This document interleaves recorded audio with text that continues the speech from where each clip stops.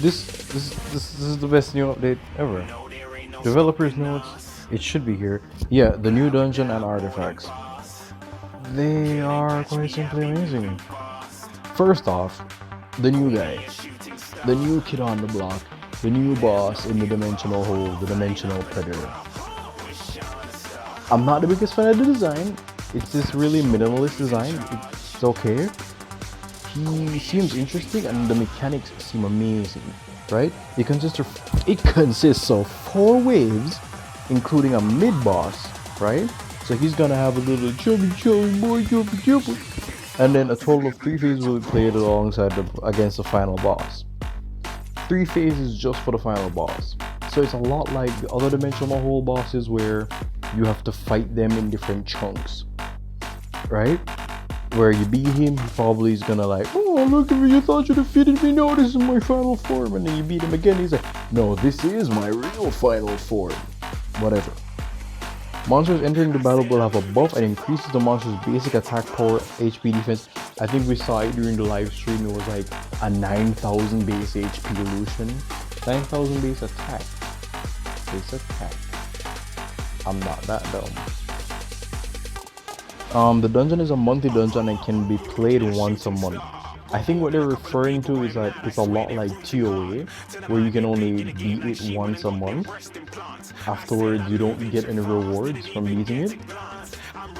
Each dimension's entrance limit condition will be applied as the same. So, depending on where he appears, let's say he appears in like Lumel, the rules for Lumel will also apply to his dungeon. That's actually really cool. Like let's say he appears in Karzan where you can't use Nat 5s.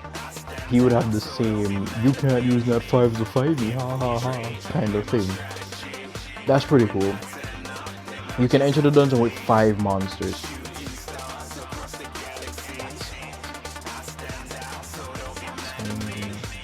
But for the case of Lumel, you still have to follow the rule with 15 stars. That means you can only bring what?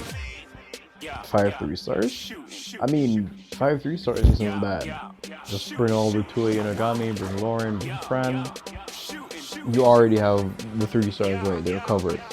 One-dimensional hole energy will be consumed for every entrance count. Again, amazing. Because it means that you don't have to worry. It means that, hey, all I have to do is just hit test. You can probably just test it similar to how you've done with all the others. It's a lot like, I think it was Dimensional Hole. Yeah, it's a lot like Dimensional Rift, not Hole, Rift. It's like the Rift, where it appears at a different location each day, and you get 3 chances, but with this you don't get 3 chances once a month. So he'll appear here, you beat him, next month he'll be somewhere else. And I think they actually show like 2 extra dimensions when you enter the D-hole. I can't check, this is my alt. This is the alt, I can't check on the alt. But yeah, it's interesting. I like the idea. He gives a pretty damn good drop. He's really worth fighting. Each dimension's entrance limit to the condition of the fly, yada yada yada. These are what I'm talking about. The base stat solution. That's a wait, he did do buff his HP. That's a 90,000 base HP. I mean, it makes your ruins kinda useless if you actually look at it. Cause I mean, hey, what's 2,000 attack to 9,000? You know, it's kinda odd. I mean, not bad, not bad. The extra crit, like, who the hell's ruining the illusion with 63% crit rate? Let's be honest here, even on 5-star runes, he has to be 70 plus. But yeah, on the left illusion, yeah, illusion with 5-star runes, 6-star runes. The boss's passives now and his abilities. Touch of Exploitation inflicts damage to the enemy that targets wow. Touch of Exploitation inflicts damage to the enemy target that ignores all damage reduction effects and steals all beneficial effects granted on the target. So if he hits you and say you have a shield, an attack buff, a defense buff, let's say you brought a Megan with you, right? She puts on attack buff and defense buff. He'll steal both of that. And he'll already go through your defense buff when he does his damage. That's pretty interesting. Endless Pain. Attacks all enemies and grants 2 continuous damage without a turn limit each. What? That means he just puts permanent continuous damage. Permanent dots. 2 permanent double dots. Okay.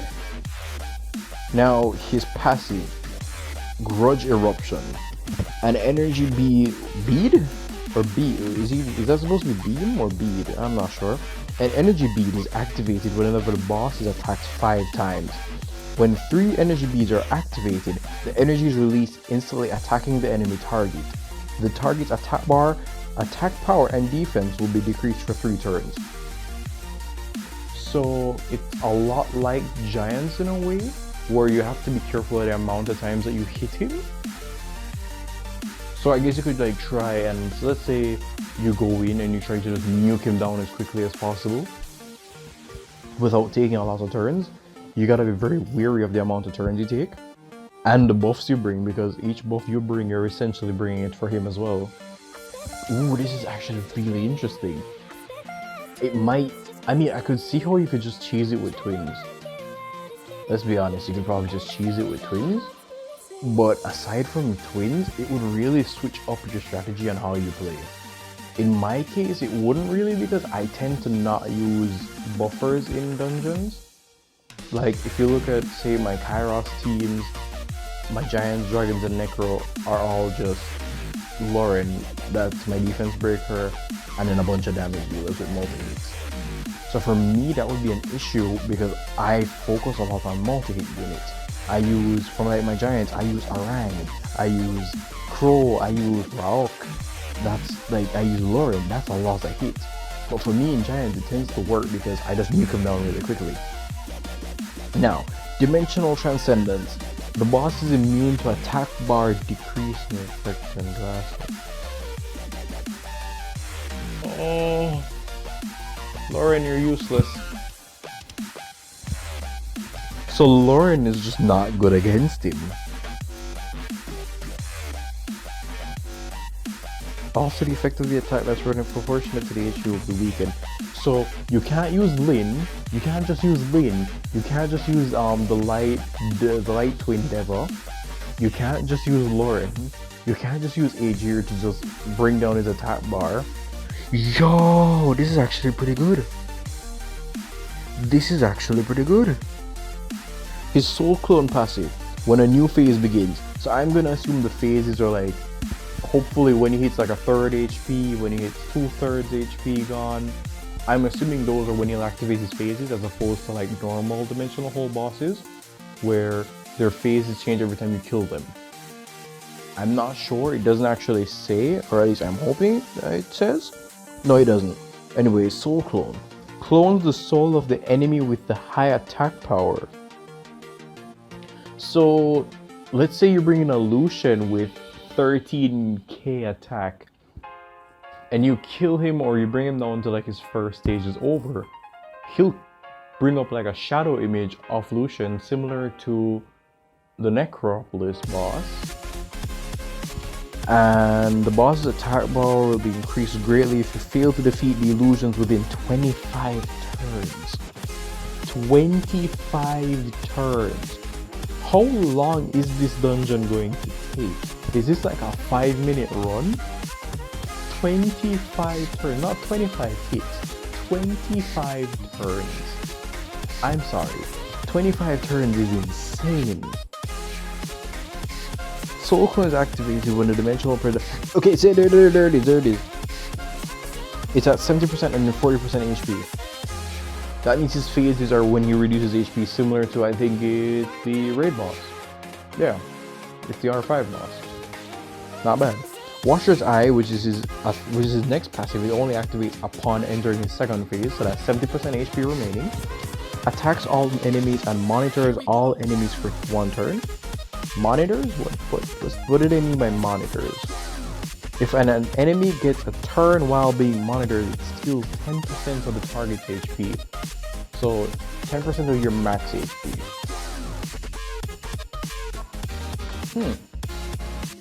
I mean, you could heal. Luckily, it's not like a destroy effect where you just lose 10% straight out. That's pretty good as well. Because it means that what's gonna end up happening is that you're gonna have to be watching how many times you hit him. You're gonna be like trying to like speed tune it to be like, oh, I only want certain units to go once his HP hits this time, because I'm gonna be like, oh, nuke him down to here, and from 70% I'm gonna try and get him as quickly to 40% as I can. That's pretty interesting. Next, Curse of Rage, which is phase 3 skill. This is 40% HP. Curses the enemy that inflicts the most damage for 3 turns. So your Lucian or your Talia or whatever is the heaviest nuker on the team, the cursed enemy will inflict 2x damage on the boss, but is guaranteed to be defeated when the curse ends.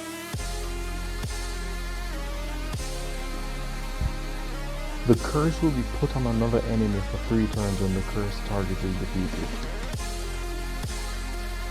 So if you, the moment he hits 40% HP, it's a race against time, because the rest of the team is just gonna get eliminated in like, what, 15, 12 turns? The entire team, the moment he hits 40% HP, you have like 15 turns to beat him. Violent procs are not gonna help you, because if you violent proc, you're dropping the timer down even lower. You just have to go fast and heavy. So you're gonna have to like pull your best swift sets. Yo, I'm really interested now. Consists of 3 phases, each time the phase is SoCal, yeah. We hope his honorary experience, Now his rewards. This is what I'm all here for. The rewards. I heard they're good. When you clear the Predator dungeon, 2 types of reward boxes will be given. So you get 2 types of rewards. That's already good. That's all I need to do. From the first box, we 5 of 6-star ancient runes that are of the legendary grade. So you get 5 6-star legendary runes. The fixed main property and substats will appear, and you can select one of them. So let's say you get like an ancient, like for instance, these runes are pretty good examples. Let's say you get an ancient slot 2 speed rune, or like an ancient slot 2 attack, like a slot 2 rage attack, like this one right here. I could literally just choose that and be like, hey, look here, free 6-star legendary rune, a free 6-star legendary ancient rune on top of that. So it's already better stats than a normal one. That's pretty good. Summoners can choose one of the 5 runes to appear. I mean, to acquire rather. I mean, I'm all for more runes. I already farm like all day long. As you can see, the types of runes given. So that means you can only get them based on where he spawns. So if he spawns in Lumil, you can only get Lumil based drops. If he spawns in Karzan based drops. That's pretty good as well. For the second box, random rewards. So you'll just get like random like stuff to help the rune. Whether it's to re-up the rune, or to enchant the rune, or to grind the rune, or even to craft more runes. Not bad. I really enjoyed this. This is pretty good actually. I'm all for it.